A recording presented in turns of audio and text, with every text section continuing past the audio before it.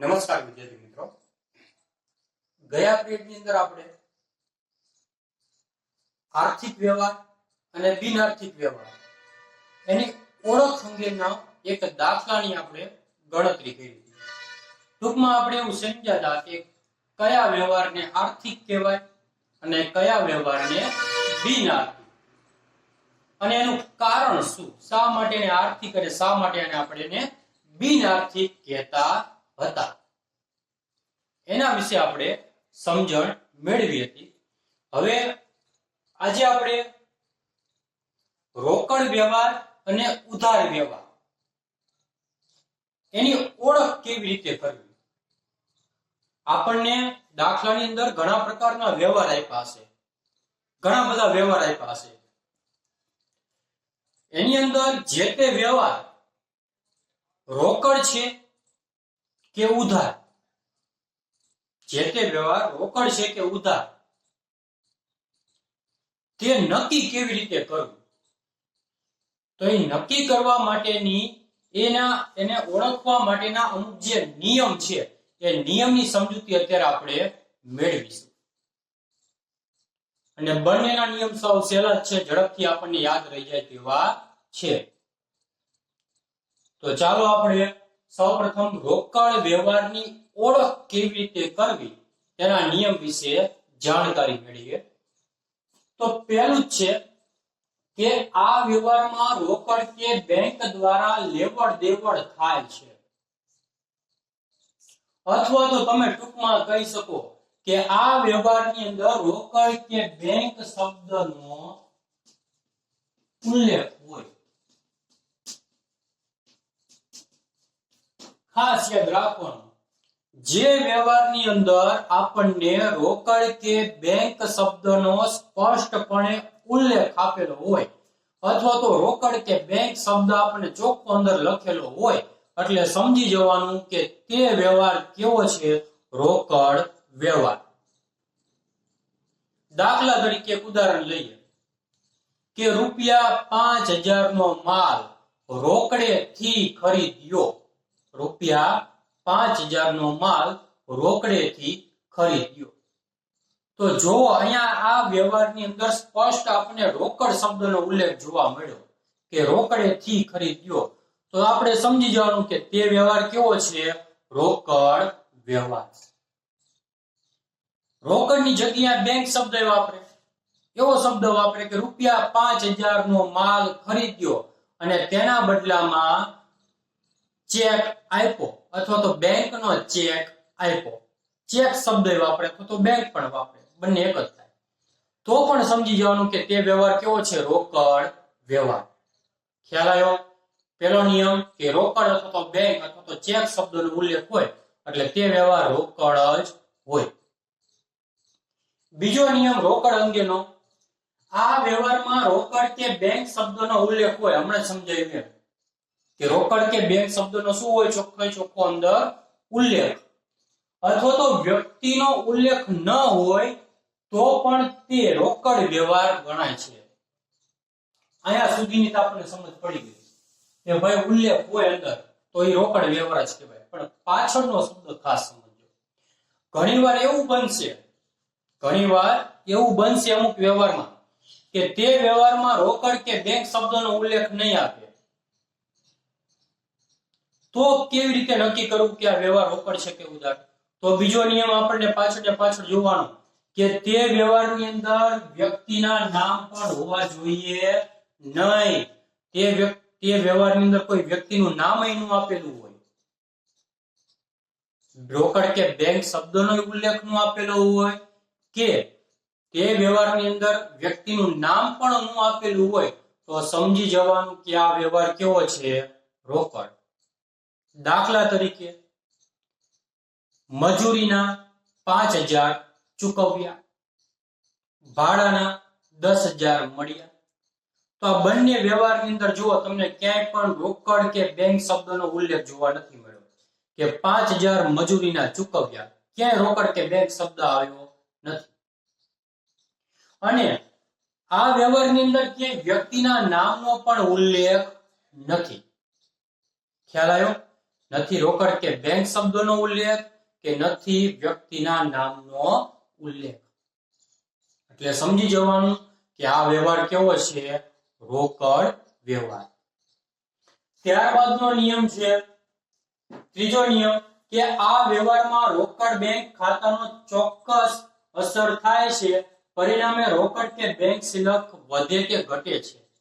રોકડ વ્યવહાર હોય ને એની અંદર રોકડ કે બેંક ખાતાને ચોક્કસ અસર થાય.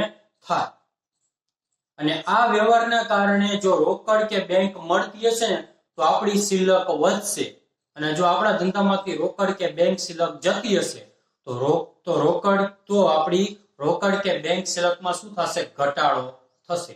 એટલા માટે કીધું કે વધે કે ઘટે. ત્યારબાદનો નિયમ છે કે વ્યવહારમાં જો બે વ્યક્તિના નામનો ઉલ્લેખ હોય તો તેને રોકડ વ્યવહાર ગણવો. ખાસ યાદ રાખજો આ શબ્દ, ખાસ આ નિયમ યાદ રાખવાનો.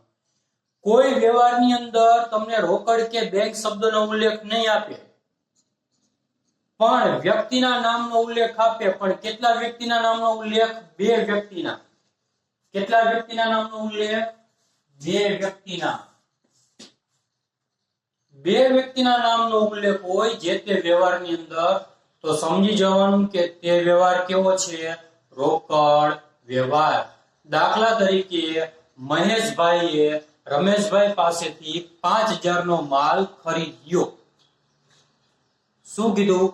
કે મહેશભાઈએ રમેશભાઈ પાસેથી 5000 નો માલ ખરીદ્યો. તો અહીંયા તમે જુઓ કે રોકડ કે બેંક શબ્દોનો ઉલ્લેખ નથી, પણ તમે જુઓ કે બે નામના ઉલ્લેખ છે. ક્યાં નામ? તો કે મહેશભાઈ અને બીજા હતા રમેશભાઈ. તો બે વ્યક્તિના નામ આવ્યા, તો એનો અર્થ એવો કે આ વ્યવહાર કેવો થઈ ગયો? રોકડ વ્યવહાર. બરાબર. તો આટલા નિયમ તમારે યાદ રાખવાના છે. સાવ સહેલા નિયમ છે, ફક્ત બે જ નિયમ સાચા યાદ રાખવાના છે. પહેલો નિયમ કે રોકડ કે બેંક શબ્દનો ઉલ્લેખ હોય એટલે રોકડ વ્યવહાર કરવો. અને બીજો નિયમ કે જો કોઈ વ્યક્તિના નામનો ઉલ્લેખ ન હોય, વ્યવહારની અંદર કોઈ જ વ્યક્તિના નામનો ઉલ્લેખ ન હોય તોય તે વ્યવહાર રોકડ ગણવો. અને ત્રીજો નિયમ કે બે વ્યક્તિના નામનો ઉલ્લેખ હોય તો પણ તે વ્યવહાર કેવો ગણવો? રોકડ ગણવો. હવે એવી રીતે ઉધાર વ્યવહારની ઓળખ માટેના નિયમ. તો પહેલો જ નિયમ, રોકડ કે બેંક દ્વારા લેવડ દેવડ થતી નથી. ઉધાર વ્યવહારની અંદર રોકડ કે બેંક દ્વારા લેવડ દેવડ થાય નહીં.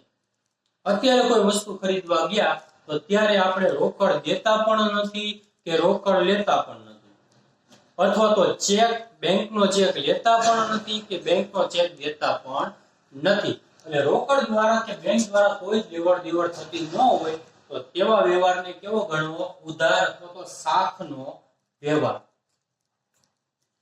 ત્યારબાદ બીજો નિયમ છે કે દેવાદાર અને લેણદારનો સંબંધ ઉભો થાય. ખાસ યાદ રાખજો, પરીક્ષામાં MCQ માં પૂછાય કે કયા વ્યવહાર દ્વારા ધંધાની અંદર દેવાદાર અને લેણદારનો સંબંધ ઉભો થાય?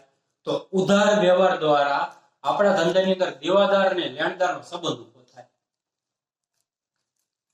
અથવા તો પ્રશ્ન એવો પૂછાય કે ઉધાર વ્યવહાર અથવા તો સાખના વ્યવહાર દ્વારા શેનો સંબંધ ઉભો થાય? તો કે દેવાદાર અને લેણદાર. તો એવા વ્યવહાર હોય કે જેને કારણે દેવાદાર અને લેણદારનો સંબંધ ઉભો થતો હોય તો તે વ્યવહારને પણ કેવો ગણવો? સાખનો વ્યવહાર. આપણે ગયા પિરિયડની અંદર આર્થિક વ્યવહારની અંદર એક ઉદાહરણ જોયું હતું કે ₹10,000 ની મિલકત રાધાને ઉધાર અથવા તો સાખ પર વેચી. તો અહીંયા તમે જુઓ કે દેવાદાર અને લેણદારનો સંબંધ ઉભો થતો હતો. ત્યારબાદનો નિયમ, ખાસ હવે આ બે નિયમ સાચા છે. એક જ વ્યક્તિના નામનો ઉલ્લેખ હોય અને રોકડ કે બેંક શબ્દોનો ઉલ્લેખ હોતો નથી. ખાસ યાદ રાખજો, કેટલા વ્યક્તિના નામનો ઉલ્લેખ હોય? એક જ. જો વ્યવહારની અંદર એક જ વ્યક્તિના નામનો ઉલ્લેખ હોય તો સમજી જવાનું કે આ વ્યવહાર કેવો છે? ઉધાર વ્યવહાર. પણ બીજી શરત આપણે જોવાની કે એક જ વ્યક્તિના નામનો ઉલ્લેખ હોય એની સાથે સાથે આખા વ્યવહારની અંદર ક્યાંય રોકડ કે બેંક શબ્દ પણ આવતો હોવો જોઈએ નહીં. દાખલા તરીકે ઉદાહરણ લઈએ કે મહેશભાઈને 10,000 નો માલ વેચ્યો. મહેશભાઈને 10,000 નો માલ વેચ્યો. તો આ વ્યવહારની અંદર જુઓ એક જ વ્યક્તિનું નામ આવ્યું મહેશભાઈ, અને તે વ્યવહારની અંદર આપણે રોકડ શબ્દ પણ નથી આવતો કે નથી આવતો બેંક શબ્દ. ફક્ત મહેશભાઈને 10,000 નો માલ વેચ્યો તો એક જ નામનો ઉલ્લેખ આવ્યો, રોકડ કે બેંક શબ્દનો ઉલ્લેખ નથી. એટલે સમજી જવાનું કે આ વ્યવહાર કેવો છે? ઉધાર વ્યવહાર. અહીંયા ખાસ યાદ રાખવાનું, જો બે નામ હોય, બે વ્યક્તિના નામ હોય તો પાછો કેવો વ્યવહાર થઈ જશે? રોકડ. પણ એક જ વ્યક્તિનું નામ હોય તો કેવો વ્યવહાર થઈ જશે? ઉધાર. પાકું?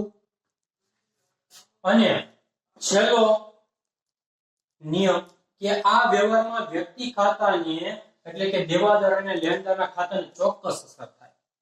તમે ઉધાર વ્યવહાર કરો ને એટલે એની અસર દેવાદાર અને લેણદારને ચોખ્ખી થાય. એટલે કે દેવાદાર અને લેણદારના જે ખાતા હોય એ ખાતા ઉપર ઉધાર વ્યવહારની અસર થાય જ. તો આટલા નિયમ આપણે યાદ રાખવાના. હવે બીજી ખાસ નોંધ યાદ રાખવી, ભૂલ ન થાય એટલા માટે. ઘણીવાર અમુક વ્યવહારની અંદર બે વ્યક્તિના નામ આપશે, બે વ્યક્તિના નામ આપે તો આપણે એમ સમજી લેવાનું કે આ રોકડ વ્યવહાર જ છે. તો આખો વ્યવહાર વાંચવાનો. જો બે વ્યક્તિના નામ આપ્યા હોય અને પાછળ ક્યાંય શાખ કે ઉધાર શબ્દ ન વાપર્યો હોય,